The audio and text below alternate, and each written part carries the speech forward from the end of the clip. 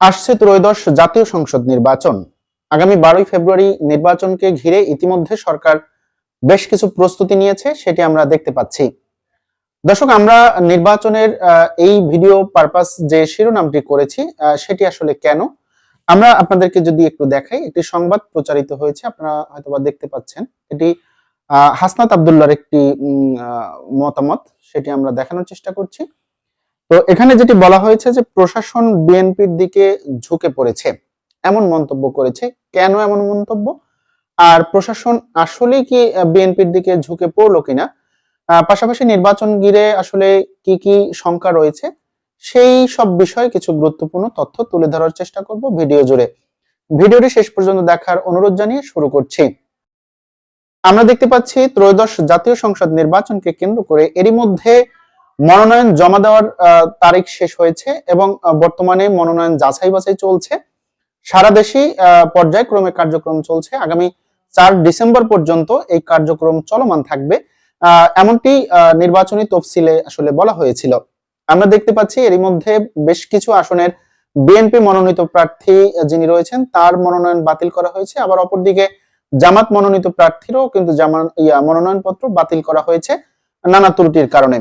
এর মধ্যে জামাতের সহকারী সেক্রেটারি জেনারেল একজন রয়েছেন, যেটি আসলে আলোচনায় এসেছে যে দলের এত বড় একটা পদে থেকেও আসলে তার মনোনয়ন কেন বাতিল হলো, সেটি নিয়েও কিন্তু প্রশ্ন রয়েছে। তো হাসনাত আব্দুল্লাহর আজকের যে বিষয়টি সেটি আসলে কেন, বা এমন মন্তব্যই বা কেন, সেই বিষয়টি আসলে তুলে ধরার চেষ্টা করব। এই সংবাদে যেটি উল্লেখ করা হয়েছে যে আজকে হাসনাত আব্দুল্লাহর যে আসনটি কুমিল্লা 4, সেখানে আজকে মনোনয়ন যাচাই বাছাই চলছিল এবং সেখানে বিএনপির মনোনীত যে প্রার্থী ছিল তার ত্রুটির কথা উল্লেখ করতে গিয়ে আসলে ওখানে একটি হট্টগোলের সৃষ্টি হয়। সেটি আমরা নানা সংবাদ মাধ্যমে কিন্তু ভিডিওর মাধ্যমে দেখতে পেয়েছিলাম এবং সেখান থেকে বেরিয়ে আসলে হাসনাত আব্দুল্লাহর এমন মন্তব্য। তো এক্ষেত্রে একটু বলা চলে যে আসলে প্রশাসনের যে ভূমিকা সেটি আমরা নানা সময় দেখতে পাই যে বিএনপির পক্ষপাতুষ্ট কিছু কার্যক্রম তারা করছে, বিএনপিকে সাপোর্ট করে কিছু কার্যক্রম তারা করছে।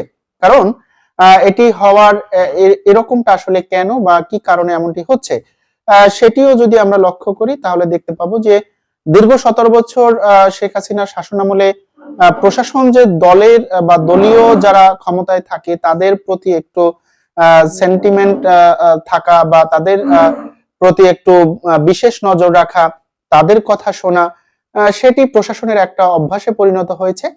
সেটি প্রশাসনের কার্যক্রম দেখলেই আসলে বলা চলে।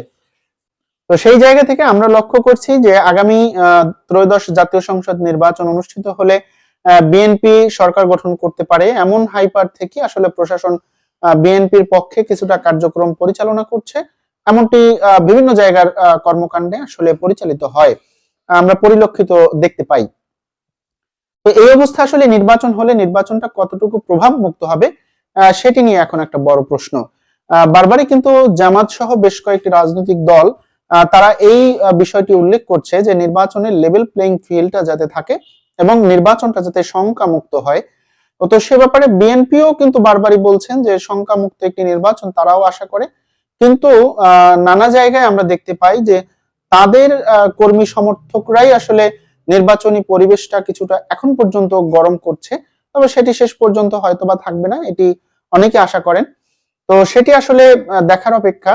এবং আরো একটি বিষয় আপনাদেরকে বলে রাখি যে এই নির্বাচনে যারা পেশি শক্তি ব্যবহার করতে চাইবে তাদের আসলে নির্বাচনে ফলাফল কি হবে সেটি নিয়ে একটা সন্দিহান অবস্থান রয়েছে। কারণ পুরোনো দিনের রাজনীতি থেকে বাংলাদেশের তরুণ প্রজন্ম বেরিয়ে আসতে চায়, সেটি কিন্তু এই জুলাই অভ্যুত্থান এটি প্রমাণ করছে, বা আমরা জুলাই অভ্যুত্থানের পরবর্তীতে যে নানা কার্যক্রম চলছিল সেখানে কিন্তু আমরা এটি লক্ষ্য করছি। এই অবস্থায় কিন্তু রাজনৈতিক দলগুলো চাচ্ছে যে তরুণদের আকৃষ্ট করতে, তরুণ যে একটা ভোটার রয়েছে যারা দেশের প্রেক্ষাপট চেঞ্জ করতে পারে, এই তরুণদেরকে আকৃষ্ট করতে তারা নানা কার্যক্রম আসলে হাতে নিয়েছে। সেই জায়গায় পুরোনো দিনের রাজনীতি আসলে কতটুকু ফল বয়ে আনবে সেটি এখন একটা বড় প্রশ্ন। সেই জায়গায় আমি বলতে পারি যে পেশি শক্তি যারা ব্যবহার করবে যে আসনগুলোতে, যে দলই করুক না কেন, তাদের ফলাফল নিয়ে অনেকটাই শঙ্কায় থাকতে হবে, সেটি একদমই বলা চলে। পেশি শক্তির রাজনীতিটা এখন বাংলাদেশের পারসেপশনে আসলে কেউ পছন্দ করছে না।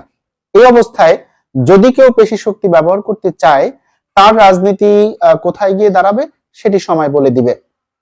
আমি এখানে নির্বাচনের যে শঙ্কামুক্ত একটা নির্বাচন হওয়ার ক্ষেত্রে যে বিষয়টি আমি বলতে পারি, আমরা দেখেছি গতকালকে জামাতের আমির তিনি বিএনপির ভারপ্রাপ্ত চেয়ারম্যান জনাব তারেক রহমানের সঙ্গে দেখা করেছেন এবং এরপরে জামাত ইসলামীর যে আমির তিনি দুটি মন্তব্য করেছেন, গতকালকেও করেছেন এবং আজকেও করেছেন এবং সেখানে তিনি ঐক্যের একটা কথা কিন্তু তিনি বলছেন, বা ঐক্য ছাড়া আসলে এই বাংলাদেশ গড়ার ক্ষেত্রে ঐক্যটাই আসলে জরুরি, এমন বার্তা কিন্তু তিনি বারবারই দিয়ে আসছেন।